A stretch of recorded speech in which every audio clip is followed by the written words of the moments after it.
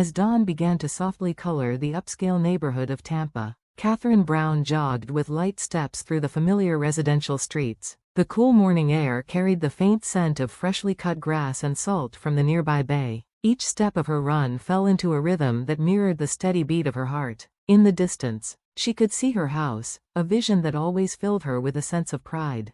The white walls of the two-story villa caught the rising sun and glowed faintly gold, while the terracotta roof tiles reflected warm orange light. Her garden was already alive with color. The bougainvillea vines she had planted herself, after one particularly exhausting week at the clinic, stood in full bloom, vivid pink blossoms swaying gently in the morning breeze. Neighbors, many of whom she knew by name, waved politely as they passed during their own jogs or walks with their dogs. Katherine smiled to herself. "I'm so glad we chose this house." The thought was almost ritual, a daily affirmation that came naturally each time she returned from her jog. This house represented the fruit of her years of sacrifice, the long hours at dental school, the late nights perfecting her practice, the risks she took in opening South Tampa Dental Care. She had purchased the property 3 years ago, not long after her dental practice began to flourish. For her, this wasn't just a house, it was the dream home she had pictured since graduating from Harvard School of Dental Medicine, a tangible reward for years of dedication. After her jog, the post-workout shower washed away the sheen of sweat, leaving her refreshed. This ritual was more than hygiene, it was a cleansing moment that prepared her for the challenges of the day. She carefully applied her makeup, each stroke precise, and fastened a simple pearl necklace around her neck. To Katherine, professionalism extended beyond her office walls. Her patients deserved a dentist who embodied both cleanliness and care. When she stepped toward the front door, she spotted her husband, Michael, already awake. He sat on the terrace with his usual morning coffee, the crisp Tampa Tribune spread open in front of him. The early light reflected off his watch, a gleaming piece from Rolex that had appeared only a few months ago. His suit, pressed and tailored, was unmistakably Brooks Brothers, a uniform he wore with the ease of someone who believed success should be displayed. "Good morning, Kathy," early as usual. His voice carried a practiced charm. "It's just habit," she replied with a small smile. Then, tilting her head, she added, "But more importantly, don't you have a big deal today?" "Yes, I'm going to close it today for sure."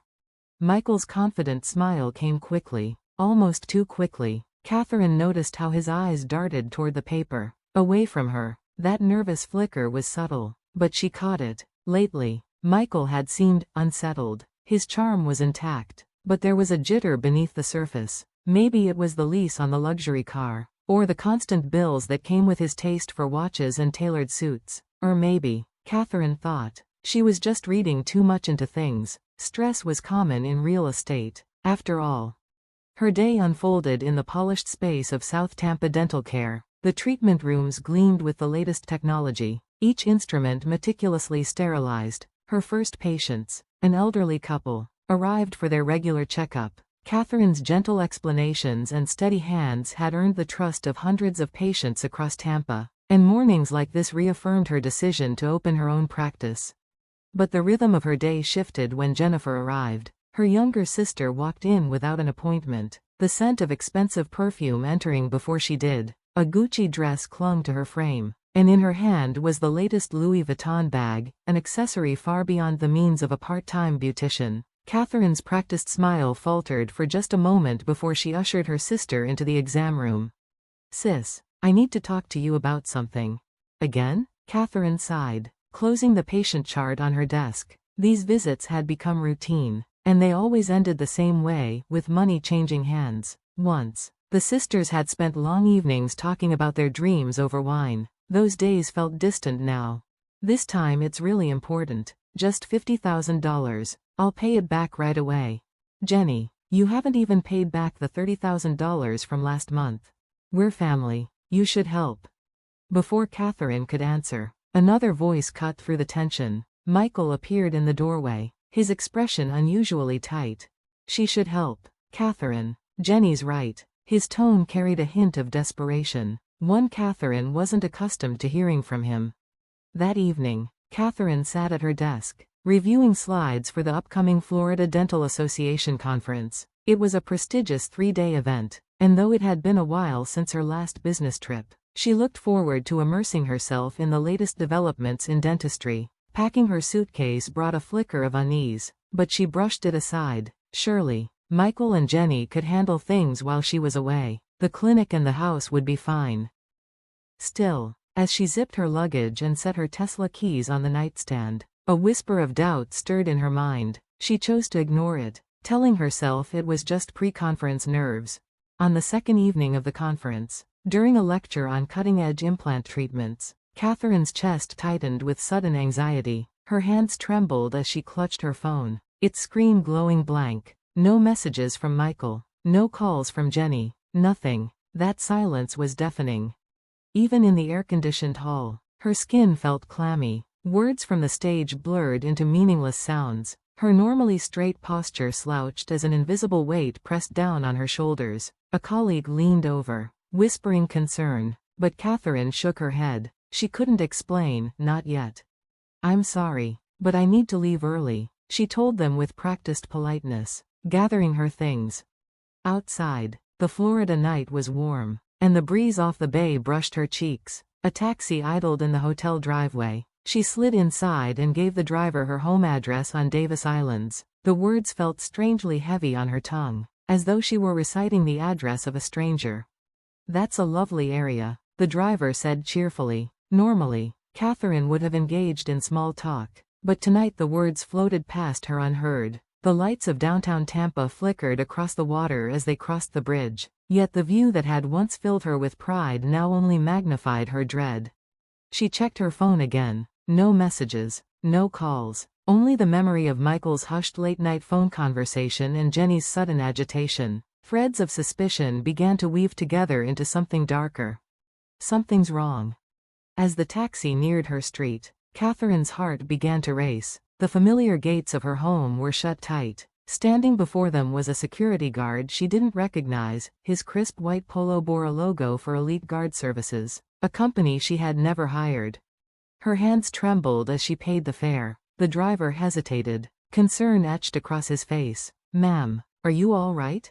"I'm fine," Katherine lied, forcing a smile she could feel cracking at the edges. The guard stepped forward, posture professional but eyes wary. His name tag read Mike Patterson. "Good evening, I'm Katherine Brown, the owner of this house." Her voice was calm, but inside her chest thundered. The guard's expression softened with sympathy, but his words cut like glass. "I'm sorry, ma'am, access to this property is not permitted. According to our records, this home no longer belongs to you. We have orders from the new owner." For a moment, Katherine couldn't breathe. Her memories tumbled forward in sharp fragments. Planting roses in the garden with Michael, the day they moved in after reuniting at a Harvard alumni gathering, the engraving inside their wedding rings. Dreams built into every wall of this house now seemed to dissolve into thin air. Through the broad windows, she saw movement. Light spilled into the night, revealing two familiar silhouettes, Michael and Jennifer. They stood together, glasses of champagne raised high. A gold bottle of Dom Perignon sparkled on the table. Katherine recognized it instantly. She had been saving for one just like it for her birthday. Michael's phone was pressed to his ear, his body language animated. Jennifer leaned against the glass, her red dress catching the light. She glanced outside, meeting Katherine's gaze, and smiled, an expression of pure triumph. She tossed back her champagne in one long swallow, her laughter spilling into the night. Fragments of conversation floated through the half-open window. "Perfect. The buyer is satisfied too. Now that stuck-up sister of mine won't be able to look down on us anymore." Each word sliced Katherine's heart open. Her hands trembled as she raised her phone, snapping photo after photo of the locked gates, the strange guard, the house lit from within, her husband and sister celebrating. Each image was stamped with date and time. Each image was a weapon. Her rage burned hot, but she forced her face into composure. "I understand. Thank you for your work," she said softly to the guard, bowing her head as though in acceptance. Then, with deliberate grace, she turned back toward the waiting taxi. The driver still watched her with concern. Katherine slid inside, her back straight, her jaw firm. She said nothing as the car pulled away, but behind her calm exterior, Her mind was already racing, building the foundation of the battle she knew she was about to fight. The steadiness of her voice surprised even herself. "Please take me to the Vinoy Renaissance Hotel. I'd appreciate it if you could hurry." The taxi driver glanced at her through the rearview mirror, sensing something urgent in her tone, but he only gave a quick nod before pulling away from the curb. Katherine leaned back into the seat, her chest tight, her pulse racing, her knuckles white as she gripped her phone. In the rearview mirror, her house grew smaller and smaller, swallowed by distance and the approaching night. The evening sky was streaked with violent shades of red and orange, the kind of sunset that should have been beautiful, but tonight, it seemed like the sky itself was bleeding. Against that backdrop, the white stucco walls of her home looked as though they were smeared in blood. The bougainvillea vines, once vibrant and full of life, now swayed with a mournful sadness, and there, by the gate, the Brown family nameplate glowed faintly in the fading light, as if mocking her. Her throat tightened. She wanted to cry, to scream, to beat her fists against the glass, but she couldn't. Not now. This wasn't the time for tears. She forced herself to take a deep, steady breath, just as she had done before her board exams at Harvard, before every critical surgery, before every moment that demanded absolute clarity. Her phone screen glared up at her, cold and unfeeling. The photos she had just taken, Michael and Jenny celebrating with champagne, the strange security guard blocking her entrance, the locked gates that kept her from her own home, stared back mercilessly. Every pixel was a dagger, cutting deep into her heart, but at the same time, every image was a weapon, evidence, proof. She whispered to herself, almost like a mantra, "Think, Katherine, think." Crisis management. She remembered those lectures during her MBA electives at Harvard, the professors hammering one lesson again and again. The worst situations demand the most level-headed decisions. The Florida night air was thick with humidity, clinging to her skin even inside the taxi. The scent of salt and asphalt mixed with the faint smell of gasoline. The world outside was still moving, cars rushed past, couples strolled along the sidewalks, restaurants buzzed with laughter and conversation, but to Katherine, everything felt distant, muffled, unreal. In her mind, she began sorting through her next steps. Secure evidence, find allies, shut down Michael and Jenny before they could erase the money trail. When the taxi pulled up to the grand facade of the Vinoy Renaissance Hotel, the doorman greeted her politely, but Katherine barely heard him. She climbed the marble steps like a woman walking in a dream, her heels clicking sharply against the polished stone. Inside her suite, she didn't even glance at the sweeping view of Tampa Bay framed by the floor-to-ceiling windows. Normally, she would have admired the skyline lights flickering across the water. Tonight, they were nothing more than a blur. Her hands trembled as she opened her laptop on the desk. She typed quickly, logging into her online banking. The numbers appeared on screen, and her breath caught in her throat. Her savings, $2. 5 million she had worked for tirelessly over the years, was almost gone. Just $20,000 remained. The lifeblood of her hard work had been siphoned away in calculated strokes. She clicked through the transaction history, her heart sinking lower with each line. Massive transfers had been sent to an unfamiliar recipient, Tampa Luxury Properties LLC. The amounts were neatly rounded, disguised as real estate investments. She pressed her palms hard against the desk to keep them from shaking. The betrayal was no longer just emotional, it was financial, strategic, absolute.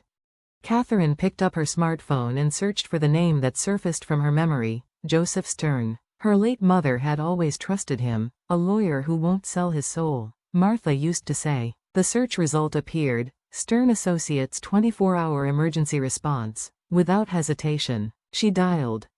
Stern Law Office. Came a steady male voice. "This is Katherine Brown. Anderson, Martha Anderson's daughter." There was a pause, then recognition. "Ah, Martha's daughter. The dentist, right?" That low, familiar steadiness gave Katherine a shred of comfort. Her voice wavered as she explained the situation. Michael, Jenny, the house, the bank transfers. She tried to stay factual, but anger bled through her words. Joseph didn't waste a second. "Come to the office right away. I'll arrange a taxi. This is a time-sensitive matter." 15 minutes later, Katherine stepped into a downtown skyscraper. escorted by security to the 70th floor. The law office was quiet, the city lights sprawling endlessly outside the windows. Joseph Stern was waiting at his desk, papers already spread out, a laptop glowing with open files. "Let's check the property registry first." On the large monitor, her heart dropped again. The house, her house, had already been sold. The transaction was dated that very day. The price was only 70% of its actual market value, and the seller's signature field displayed a crude imitation of her own name. Katherine's stomach churned. Her identity, her life's work, her very existence had been forged. "This is clearly forgery," Joseph said, his voice clipped but steady. "We'll get a handwriting expert immediately." He began issuing instructions rapidly, to his assistants, to the police liaison, to financial investigators. He prepared an emergency injunction application, drafted a fraud report, contacted the banks. The office, once still and silent, buzzed with focused urgency. "Time is of the essence," Joseph said, his eyes fixed on the screen. "Your opponents are professionals. This LLC was established only a month ago. Look, one of the officers is a familiar name." He scrolled, and Katherine's heart nearly stopped. Michael Brown, her husband. Further digging revealed a chilling pattern. Over the last 6 months, 3 other properties had been sold in exactly the same way, undervalued, transferred to shell companies, money drained into offshore accounts. Katherine's home was their 4th target. "They've been planning this for months," Katherine whispered, her voice breaking with both anger and disbelief. Outside, lightning split the night sky, momentarily bathing Tampa in a white glare. It felt like the heavens themselves were condemning what had been done to her. Joseph leaned back in his chair, pulling an old, worn law book from a shelf. He opened it with practiced precision. "They were clever, but they've made a mistake. Under Florida law, a real estate sale without spousal consent is invalid. And fraudulent transfers? Criminal offenses. The photos you took tonight will be crucial evidence." Before Katherine could respond, her phone vibrated violently in her hand. The screen lit up. "Michael." Seconds later, another call came through. "Jenny." Joseph glanced at the screen. His eyes hardened. "They're starting to realize you're not as powerless as they thought." His voice grew firmer. "We have 24 hours to get ahead of them. Tomorrow morning, I'll file for a temporary restraining order. That will freeze the transaction. We'll also move to freeze Tampa Luxury Properties LLC's accounts." Katherine listened, nodding, her resolve hardening with each word. She thought of her parents' lessons, her years of struggle, the patients who trusted her, the values she had built her life upon. All of it had been trampled by the 2 people she should have been able to trust most. She straightened in her chair. "Do it." The clock struck 2 a.m. Documents piled on Joseph's desk as Katherine signed one after another, her signature now a shield, a weapon. Joseph's voice grew cautious as he slid a fresh folder across the desk. "There's one more complication. This LLC, it's tied to a real estate company in the Bahamas. If we don't act fast, the funds will vanish offshore, out of U.S. jurisdiction." Katherine's grip tightened around her coffee cup. Her anger, once raw and consuming, had crystallized into something sharper, colder. They thought they had stripped her of everything, but they hadn't counted on the fire within her. This was only the beginning.